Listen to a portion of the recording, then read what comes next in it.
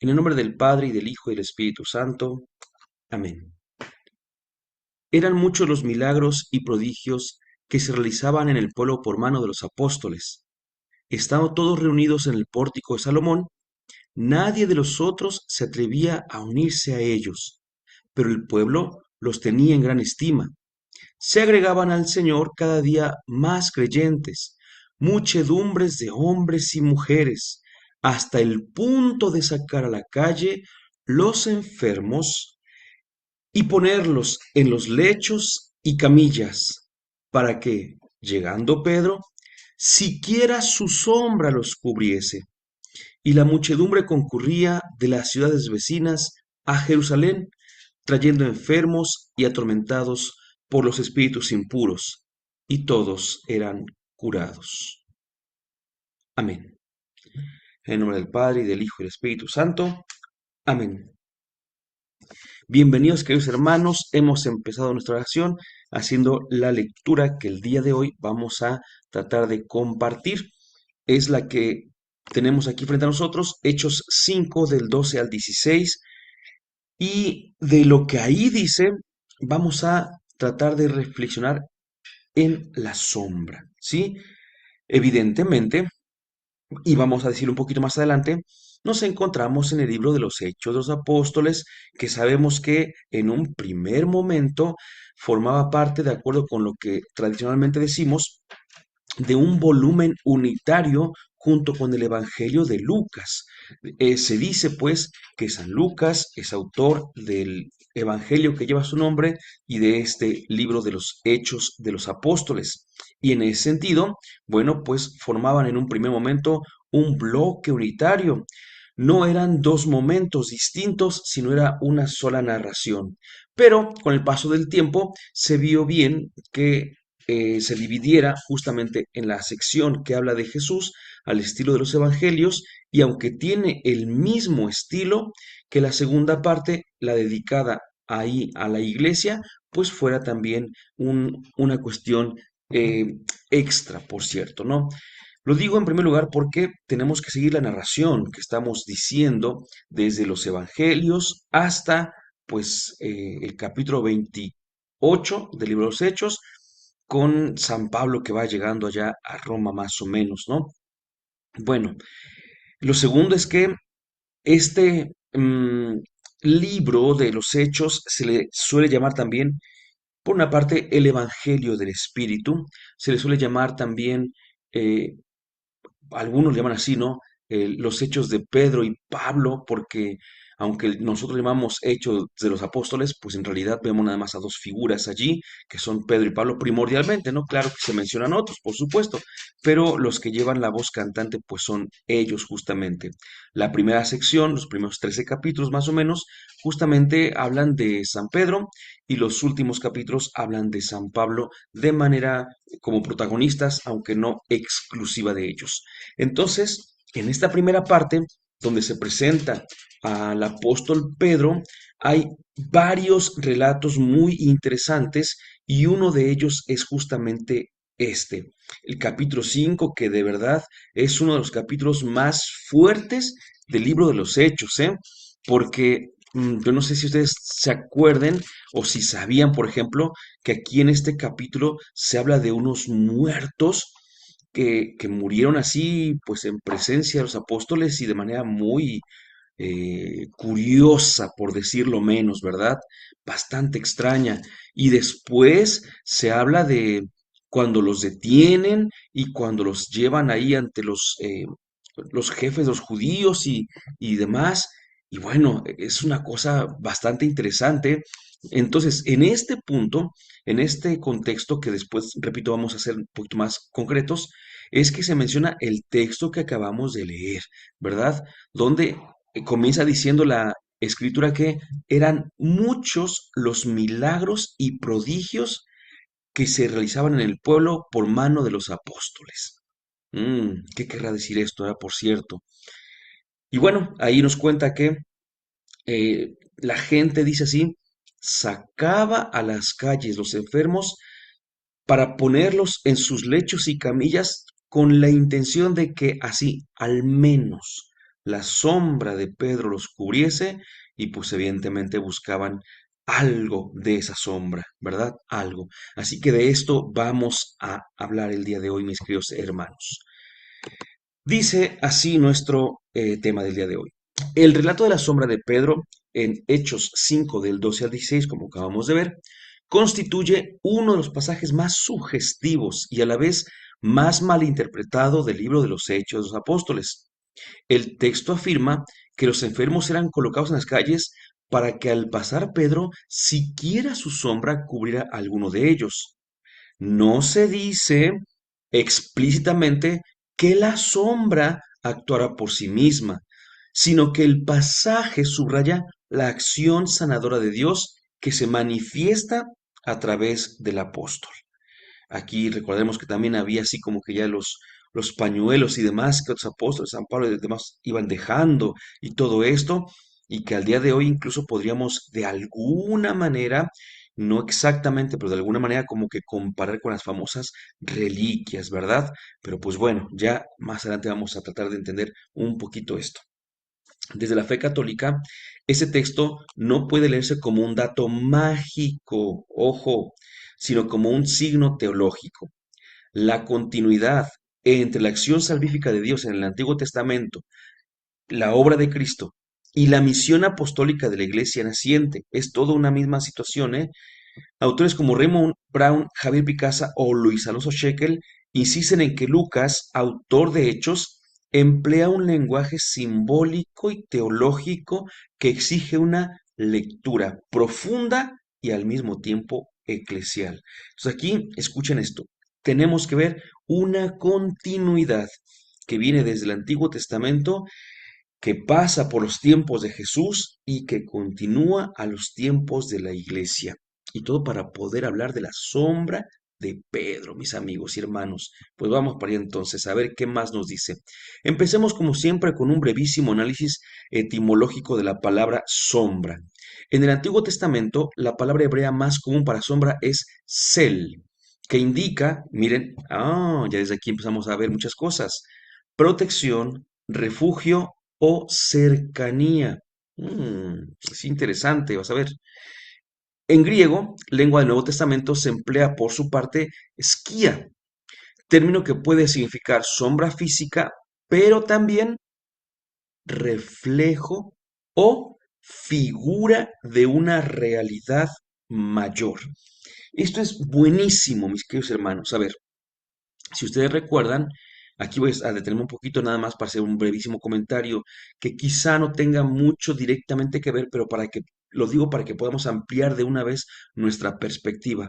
Probablemente muchos de ustedes hayan escuchado el famoso mito de la caverna de Platón, en la cual se dice que los seres que estaban allí en una caverna veían sombras. Esas sombras que veían era porque atrás de ellos pasaban gente cargando las imágenes. Pónganle una imagen de un árbol y llevaban también como antorchas. Entonces la antorcha proyectaba una sombra allá en la pared. De hecho, si me ven aquí, yo detrás de mí tengo una sombra. Ahí se ve mi mano, por ejemplo. Se ve la sombra de mi mano, ¿verdad? No sé, mi mano. Ahí está mi mano. Entonces, pues bueno, en ese sentido, bueno, y ya fuera de todo esto, no había otra sombra ni otra imagen, sino que estaba el árbol realmente. Y un día dice este mito de la caverna de Platón, dice que alguien se anima, se atreve a salir de la caverna para dejar de ver las sombras que daban las imágenes o estatuas o bultos de las cosas de allá afuera, y que salía y que se asombraba por ver la realidad y no por estar viendo simples sombras. Pero es que ahí tenemos, obviamente, una perspectiva de lo que significa sombra.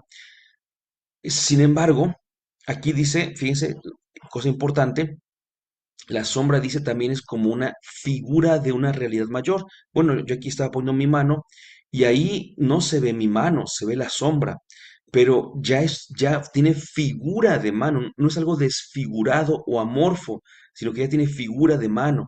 Pero segundo, aquí está la sombra porque aquí está la mano. no puedes ver la mano, pero sí puedes ver la sombra y eso te indica que cerca de la sombra está la mano. Por eso es que dice aquí que la sombra indica protección, refugio, perdón, o cercanía, ¿verdad? O también en el griego significa reflejo o figura de otra realidad.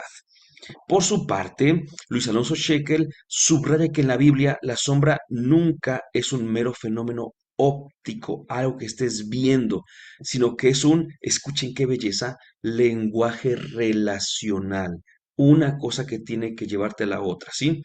Indica la cercanía de alguien poderoso que protege o influye sobre otro. De ahí expresiones como, por poner el caso del Salmo, el Señor es tu sombra a tu derecha. Y en ese sentido, entonces, la sombra ya no es algo negativo, ya no es uno, mera oscuridad, aunque las sombras son más sombras cuando hay más luz, si se dan cuenta, ¿eh? Y otro, tenemos por ahí una frase cuando alguien ha tenido una vida, voy a decirlo así, ¿no? Como que muy ejemplar y de repente viene a menos y tenemos una frase que es, ya no es ni la sombra de lo que era. Así como está la persona, está la sombra que deja y ahorita ya ni siquiera es esa sombra, ¿no? Así está muy, muy gastado, por así decirlo, ¿no? Entonces tenemos una perspectiva negativa como la que estoy diciendo pero también una perspectiva positiva, ¿verdad? Entonces, no todo es negativo con la sombra, no todo es positivo con la sombra, tenemos que ver y aprender a saber cómo interpretarlo de acuerdo con el lugar donde esté la palabra, ¿no? Propiamente. La sombra, también dentro de esta definición, como experiencia de límite y de gracia, esta es buenísima, ¿eh? Raymond Brown recuerda que la sombra también expresa, qué hermoso, la fragilidad humana.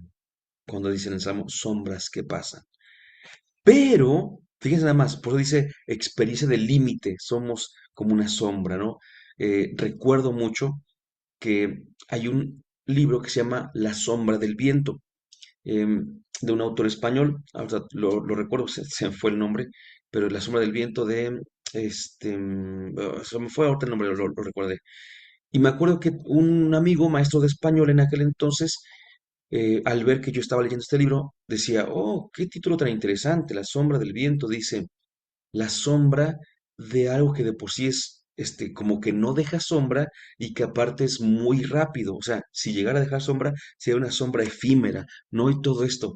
Y yo dije, ¿cómo con una sola frase, la sombra del viento, puede hacer todo un análisis tan grande, ¿no? Y por una parte, y por otra decir, pues sí es cierto, ¿no? O sea, lo que me interesa no es otra cosa más que la cosa en sí mismo, en sí misma, pero la sombra a dónde me lleva, ¿no? Y dice aquí, es como una sombra que pasa, o sea, ni siquiera es la cosa en sí misma, sino que es su mera sombra. Pero por otro lado decíamos, en el ámbito teológico adquiere también un valor positivo cuando esta sombra se vincula con Dios. Es decir, ustedes recordarán, como ahorita vamos a decir, que en el Antiguo Testamento se habla de la sombra de Dios, ¿verdad? Y, por tanto, en Hechos, en el texto que leemos, la sombra de Pedro no es autónoma, no está solita, no aparece nada más en sí misma, sino que de hecho, pues le pertenece a Pedro y está relacionada con Pedro. Por tanto, esta sombra es signo de la presencia eficaz no tan solo de Pedro, sino también del resucitado actuando en su iglesia.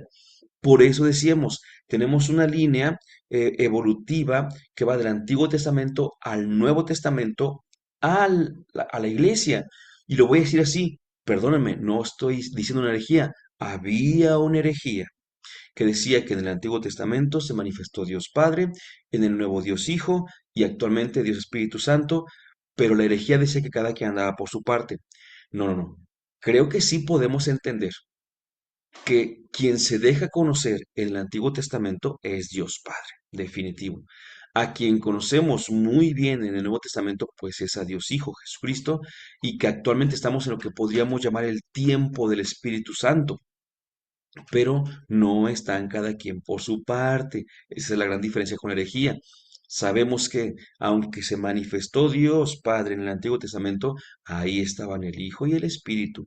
Aunque se manifestó Dios Hijo en el Nuevo Testamento, ahí estaban el Padre y el Espíritu Santo. Y ahora que tenemos al Espíritu Santo, aquí están el Padre y el Hijo también. Solo que el protagonista, por así decirlo, pues es en este caso el Espíritu Santo, pero el Espíritu Santo nos va a llevar a Jesús y nos va a llevar hacia nuestro Padre Dios. Por eso es que tenemos que entender que la presencia de Pedro, y ya me estoy adelantando un poquito, ¿verdad? A la resolución de nuestra temática, indica no la presencia de Pedro.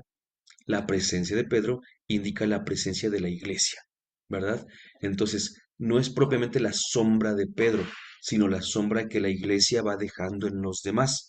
Ya me estoy adelantando bastante, pero para que de una vez lo entendamos, porque viene de la sombra de Dios, la sombra del resucitado, por así decirlo, el cobijo, la protección de Dios, la protección del resucitado y ahora la protección y salud que se encuentran en la iglesia.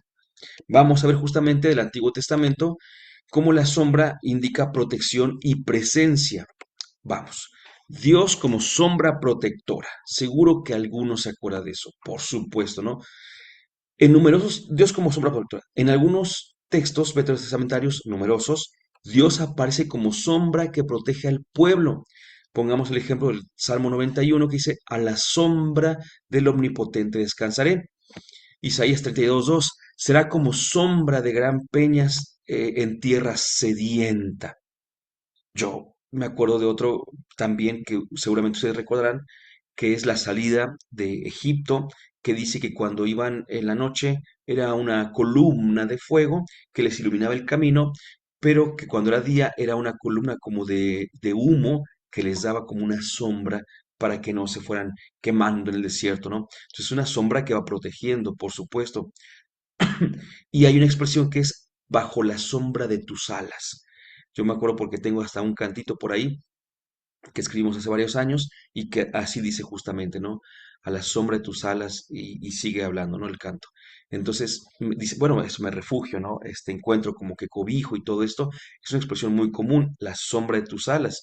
Y pues tú dices, bueno, la sombra de tus alas no es porque Dios tenga alas, pero pensando, por ejemplo, como una ave, una gallina, cobija a los suyos, decimos, está a la sombra de esas alas, ¿no? Cuando vemos un árbol, por ejemplo, que dice, este, ahí su sombra, ¿no? Puedes estar ahí abajo descansando y recordamos que justamente eh, Agar, por ejemplo, va y se sienta a la sombra de un árbol también y así constantemente se escucha hablar de la sombra. Entonces, como hemos dicho en temas anteriores, es probable que nunca hayamos prestado tanta atención a la cuestión de la sombra, pero estoy seguro de que hemos escuchado muchísimas veces esto que les estoy diciendo. Así que siento que no es novedad en el sentido de que no es la primerísima vez que escuchamos la palabra sombra, pero podría ser que sí sea la primera vez que le ponemos atención a este concepto. Francisco Varo explica que esta imagen expresa una protección activa, no pasiva, porque Dios no solamente acompaña, sino que además defiende y da vida. ¿Sí? La sombra indica no solamente la compañía, la cercanía que ya hablábamos antes, sino que también indica defensa, por eso decía el cuidado bajo la sombra de tus alas, a la sombra de este árbol, a la sombra de la columna de humo y demás, ¿no? Y además, pues da vida. Y aquí está un punto importantísimo, la sombra y los mediadores de Dios.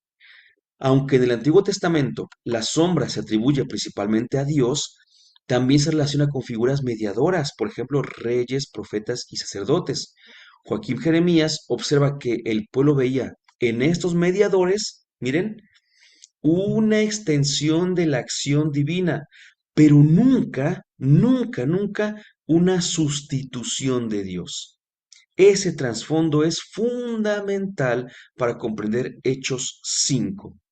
Pedro no actúa como fuente de poder, sino como instrumento. Buenísimo, buenísimo. Es decir, que la sombra de un enviado de Dios ayude a los suyos, a sus hijos, no es novedad con Pedro. Por lo mismo, con Pedro hay que tomar en cuenta lo que ya desde antes se decía de aquellos que protegían a los que Dios ama. Tercero, la sombra de Pedro en Hechos 5:12 al 16. Vamos a ver rápidamente un análisis de texto muy, muy sencillo, muy breve. La verdad es que en esta ocasión, eh, más que cantidad, tenemos una calidad muy concreta, ¿eh? Contexto literario y teológico. El relato se sitúa inmediatamente después del episodio de Ananías y Zafira, les decía, de la muerte, ¿no? Subrayando, fíjense nada más, el contraste entre el pecado que rompe la comunión y la vida que brota de la fidelidad apostólica. Miren, miren, voy a leerles aquí rápidamente del capítulo 5. No, me parece que es el 4. Sí, es el 4. Capítulo 4, versículos 22 en adelante, no, que digo 22, 32. Ustedes disculparán, yo veo bien, pero es que esta Biblia tiene una letra muy pequeñita, de verdad, pero muy, muy pequeñita. Pero ahí lo voy a decir. Hechos 4:32 dice, la muchedumbre de los que habían creído tenía un corazón y un alma sola, y ninguno tenía por propio cosa alguna, antes todo lo tenían en común. Los apóstoles atestiguaban con gran poder la resurrección del Señor Jesús y gozaban todos ellos de gran favor.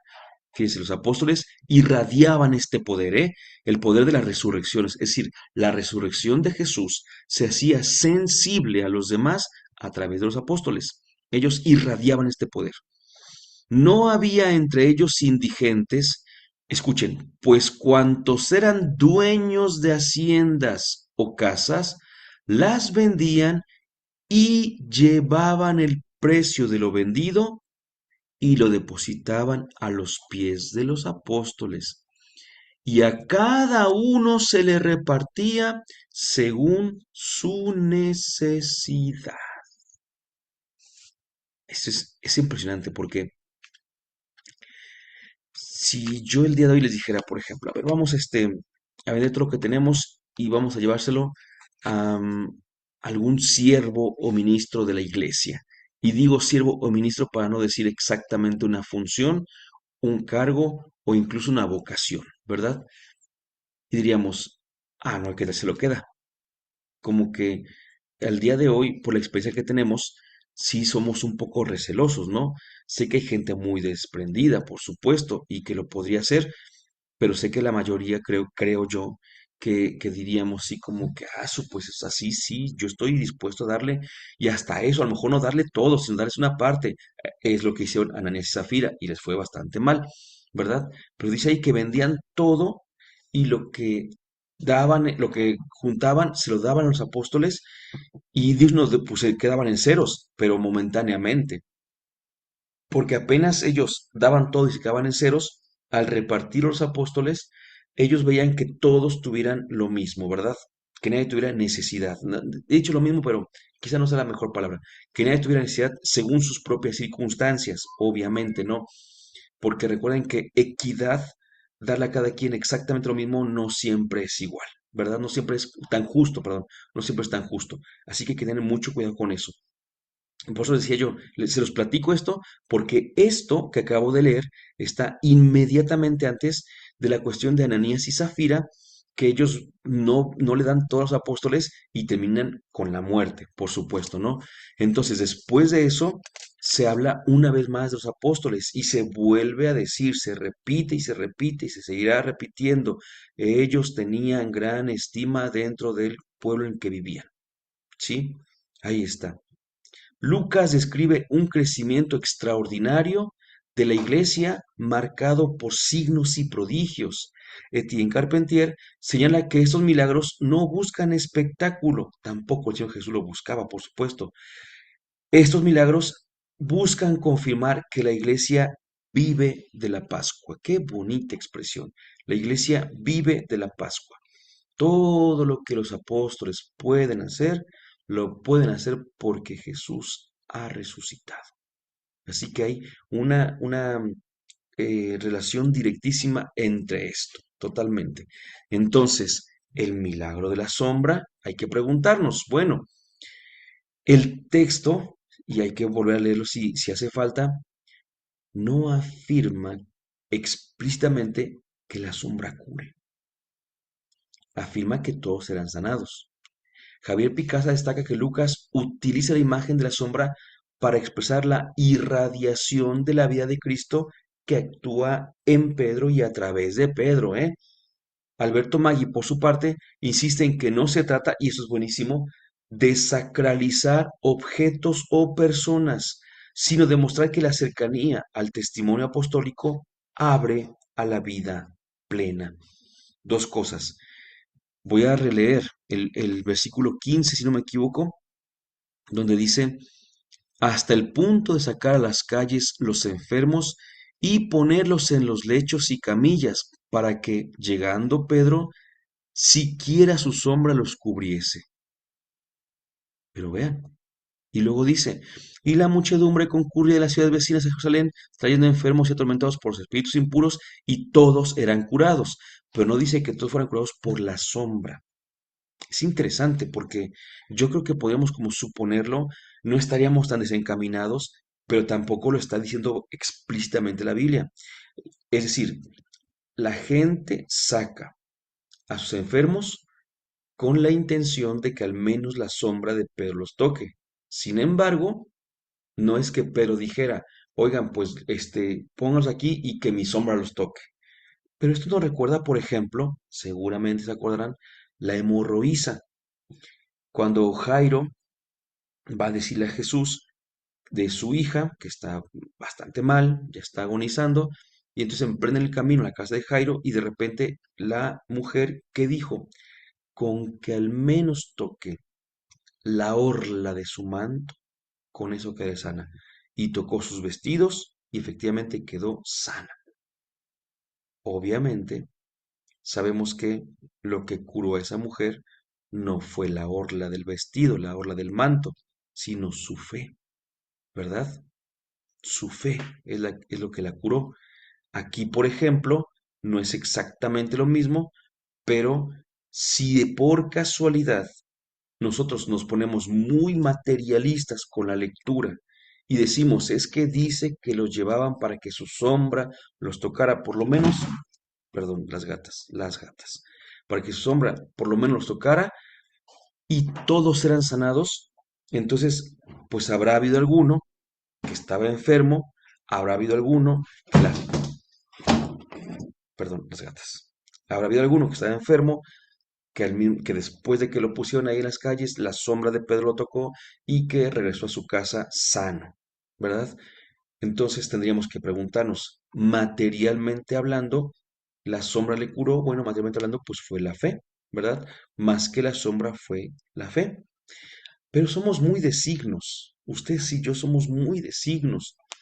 Por ejemplo, cuando queremos que el Padre nos bendiga una medallita, una imagen o algo así, el Padre hace la oración con la cual se bendice que el agua, que los artículos de fe y demás, y estamos pendientes y esperando que le caiga el agua bendita. Y si vemos como que no le va a echar, sentimos que algo le faltó, porque la palabra es suficiente, pero nosotros somos de signos. Entonces, no es que no haya quedado bendita la imagen o algo así, sino que queremos ver algo. Entonces, puede ser que quedaran curados así tranquilamente por la fe, pero ellos necesitaban ver algo y a lo mejor su fe era justamente ver que la sombra les cubría. Pero eso es, repito, si lo vemos muy materialmente, porque ya vimos que también lo podemos ver en toda la tradición bíblica de la sombra y vemos que efectivamente a lo mejor Lucas no está hablando de una materialidad de la sombra, sino a través de un lenguaje simbólico y teológico de lo que significa la sombra, ¿verdad? Bueno, para continuar y casi concluir, de hecho, continuidad entre Jesús y Pedro, del Nuevo Testamento a la Iglesia. Tenemos algunos paralelos con Jesús. Los hechos, y por eso quería que lo leyéramos, presentan a Pedro realizando gestos similares a los de Jesús. Y sí, curaciones, expulsión de espíritus, autoridad sanadora y por allí hasta resurrecciones.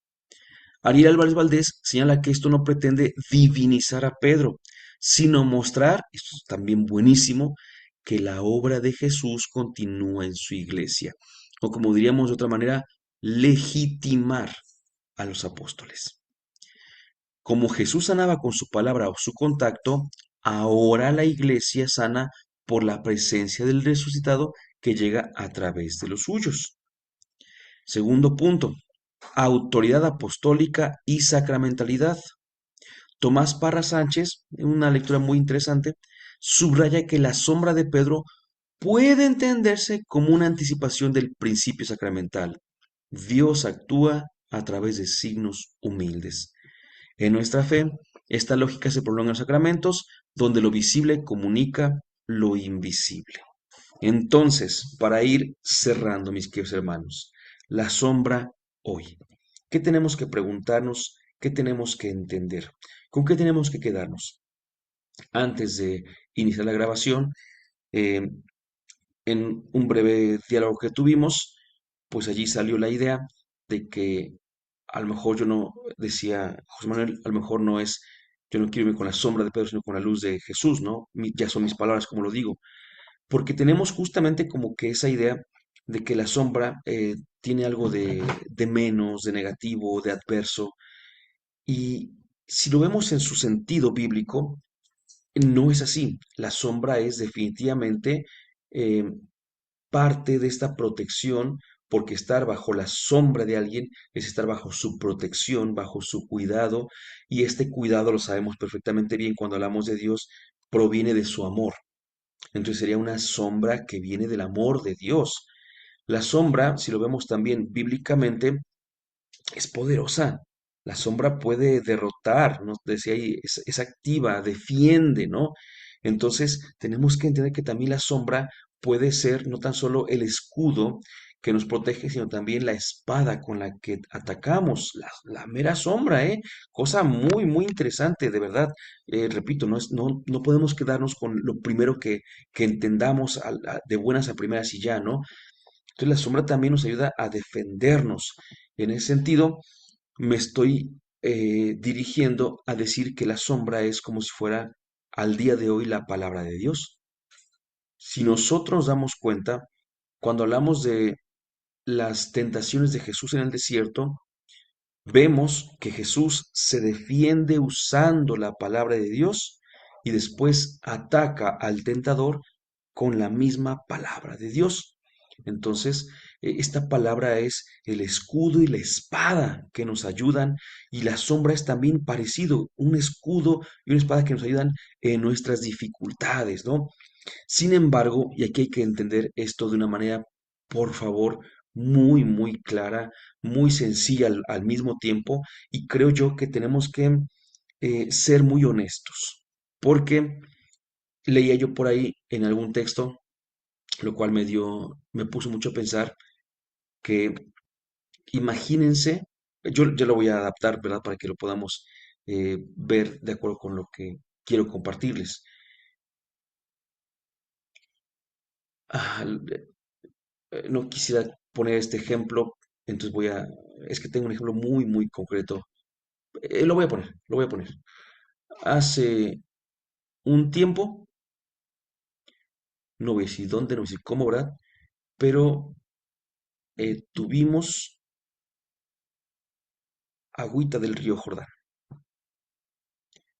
Y mi familia no hemos tenido la oportunidad o sea, mi familia y yo, es que iba a decir yo, pero bueno, mi familia y yo no hemos tenido la oportunidad de ir a Tierra Santa, es algo que a mí me gustaría muchísimo hacer, por supuesto.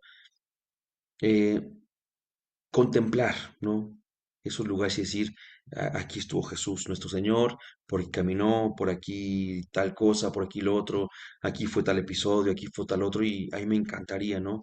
Dicen los biblistas que justamente en Tierra Santa la escritura te entra también por los ojos, no tan solo por la letra, ¿no? Sino porque estás viendo los hechos, perdón, los lugares, los ríos, los montes, todo, ¿no? Todo eso y en ese sentido, pues somos, como decía yo hace rato, somos muy simbólicos. Eh, y ahora imagínense, ¿no? Cuando alguien tiene la oportunidad de ir, dice, bueno, pues me llevo un poquito de del agua del río Jordán.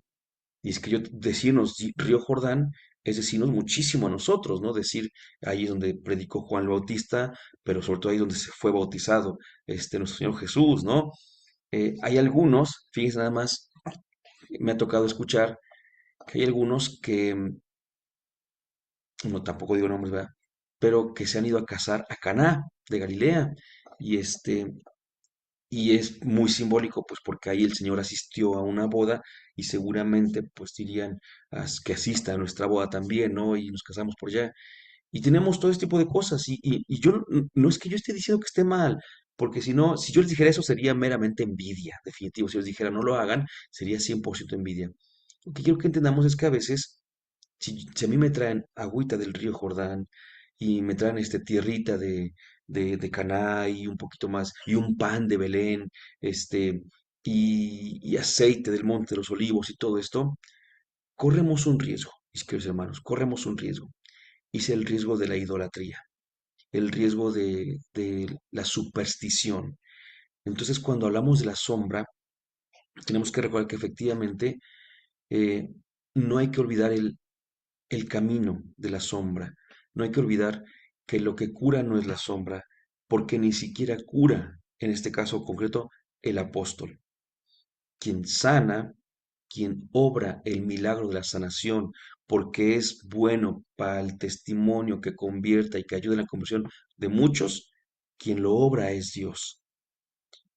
Pero cuando nosotros nos quedamos viendo únicamente la sombra, cuando decimos yo con esto me conformo, entonces a lo mejor después voy a pedir sombra, y no sombra negativa o sombra positiva, sino simplemente que me voy a conformar con quedarme con la sombra. Es impresionante, ¿no? Porque muchas veces de verdad tenemos tanto del Señor en nuestras vidas, tenemos tanta presencia, tanta compañía, tanta cercanía con Él, podemos tener tanta, pero nos quedamos en la sombra del Señor. Nos quedamos ahí en un amparo, en un cobijo, en una protección, pero no nos quedamos con el Señor. Como dicen a veces, preferimos las cosas del Señor que al Señor de las cosas, ¿no? Entonces, esto lo digo porque voy a ir concluyendo con dos ejemplos. Uno, que es un pequeño cuento que por ahí escuché hace muchos años y que dice que en alguna iglesia estaban casi concluyendo la misa y de repente entró una persona muy alterada y empezó a gritar, se apareció el Señor aquí afuera en un árbol. Se apareció el Señor en un árbol, ¿no? Y todo así como que van a removerse un poquito, ¿no? Y dice, les juro que aquí está, miren, aquí está la imagen del Señor en el árbol, aquí está la imagen del Señor en el árbol, aquí se apareció, se ve claramente, no se ve más o menos, se ve claramente cómo se apareció la imagen del Señor en este árbol, ¿no? Y ya un curioso se asoma y dice, sí es cierto, se ve la imagen del Señor, y luego otro, y de repente ya están todos afuera, están todos ya muy emocionados, ¿no? Porque afuera se había aparecido la imagen del Señor en el árbol, pero de repente voltearon y había una viejita ahí hasta adelante, ¿no? Tranquilamente. Y de repente le dicen, esta viejita a lo mejor no escuchó, ¿no? Dice, oiga, hermana, es que se apareció el señor aquí afuera en un árbol. Y dice, sí, sí escuché. Y dice, ¿pero qué no quiere ver cómo está la imagen del árbol? Y dice, no, dice, yo he creído que el Señor no está en una imagen, sino realmente presente en la Eucaristía que hemos dejado aquí abandonada. Y se dieron cuenta de eso justamente, de que a veces en lugar de ver al Señor, que ahí está en el sacramento del altar, en lugar del Señor se van a ver las imágenes del Señor, ¿no? Sirva para decir que no es una, netamente en el ejemplo, es una imagen, pero con cuántas cosas de Dios nos quedamos y a lo mejor, imagínense, voy a contar también así esta parte, si conocemos a alguien, no es un juicio moral, aunque pueda parecerlo, ¿no? Yo sé que puede parecerlo, por supuesto, pero imagínense a alguien que, como en mi caso, ¿no? Que se dedica a hablar de las cosas de Dios y que alguien dijera, no, pues yo predico del amor de Dios, yo predico de que el Señor está con nosotros y que los sacramentos y que tal cosa y que tal otra y muy bien. Y que me dijeran, oye, ¿cuándo fue la última vez que te confesaste? No, pues ya ni me acuerdo, tiene años. Oye, ¿cuándo fue el día que comulgaste? Híjole, pues tiene poquito, pero pues más o menos 2, 3 meses. Oye, ¿y cuándo esto? No, pues no. Y dices, o sea, hablar muy bien de todo eso, pero no vivirlo y menos aún quedarte como necio en un estilo de vida que sabes que te está alejando de Dios o que te está impidiendo acercarte a Él, pues yo creo que es conformarse con la sombra, justamente, ¿no? Me conformo con esa sombra en lugar de estar yo cercano a esto, ¿no? Sabemos que hay gente que pudiendo, escuchen esto, pudiendo a lo mejor casarse, no se casa. Pudiendo, porque no hay impedimento, confesarse, no se confiesa. Pudiendo comulgar, no lo hace. Y hay muchos peros, ¿no? Entonces dice uno, me quedo con la sombra, me siento contento y voy a quemar por ahí alguna parroquia quizá, pero a lo mejor recuerdan que durante la pandemia, de hace ya 6 años va a cumplir, durante la pandemia se estiló mucho las misas por virtuales, ¿no? Y en estas misas, pues se hacía la comunión espiritual, pero pues obviamente se hacía porque pues, no podíamos asistir al templo, ¿no? Y me ha tocado alguna misa en donde, como se quedó esa forma, pues lo siguen haciendo. Sigue la misa y sigue la comunión espiritual. Y hay algunos que pueden llegar a pensar, se pueden confundir y pensar que la comunión espiritual es igualita que la comunión sacramental. Y no, es sombra, es sombra de la comunión sacramental. Entonces, no nos conformemos con la sombra, no nos conformemos con el enviado, con el apóstol, no nos conformemos con el mensaje, conformémonos con el Señor. No nos podemos conformar con nada que no sea Él, porque si nos conformamos con algo que no sea Él, simplemente nuestra vida no estará en plenitud. Así que veamos esta parte que la sombra de Pedro pudo haberse interpretado como algo que sanaba. Ya dije, ¿no? Teológicamente pues, se puede hablar muy bien de la sombra, pero aquí hay que entender que a lo mejor la gente estaba como que hasta ciertamente supersticiosa o pensando en ciertos amuletos. Podríamos preguntarnos, ¿y nosotros? ¿Y yo? ¿Cuántas veces he usado algunas cosas como amuletos, algunas cosas como superstición, en lugar de ir concretamente, directamente a la presencia, a la compañía y concretamente al refugio de mi Señor, al refugio de mi Padre, al refugio de aquel que me ama? ¿Y cuántas veces me he dejado realmente ya no abrazar por la sombra, sino abrazar por el corazón de aquel que da su vida para que yo tenga vida? Dulce Madre, no te alejes, tu vista de nosotros no apartes.